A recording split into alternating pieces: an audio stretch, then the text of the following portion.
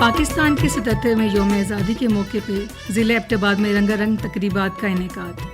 پاکستان کے 77ویں یوم آزادی کی مرکزی تقریب جلال بابا آڈیٹوریم ایبٹ آباد میں منعقد ہوئی۔ یوم آزادی کے موقع پہ صبح 8 بجے سائرن بجایا گیا اور ڈپٹی کمشنر آفس ایبٹ آباد میں پرچم کشائی کی تقریب منعقد ہوئی۔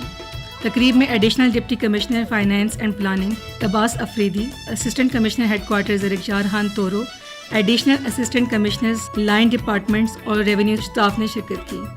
ڈویژنل ہیڈ کوارٹر ایبٹ آباد میں پرچم کشائی کی پروقار تقریب جلال بابا آڈیٹوریم میں منعقد ہوئی۔ کمشنر ہزارہ ڈویژن سید ظہیر الاسلام نے پرچم کشائی کی۔ اس موقع پہ سیکرٹری ایجوکیشن مسعود احمد نے پروگرام میں بطور مہمان خصوصی شرکت کی۔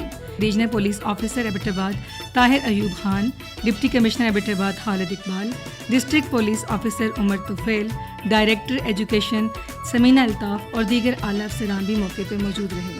ضلعی انتظامیہ کے زیر نگرانی پاکستان کے یوم آزادی کے موقع پہ education departments, youth affairs, private education network, طلباء و طالبات کی طرف سے تقریب میں رنگا رنگ پروگرامز، میری نغمے، تقاریر اور ٹیبلوز پیش کیے گئے۔ کمشنر ہزارہ ڈویژن سید ظہیر الاسلام نے یوم آزادی کے موقع پہ تمام شہریوں کو مبارکباد پیش کی۔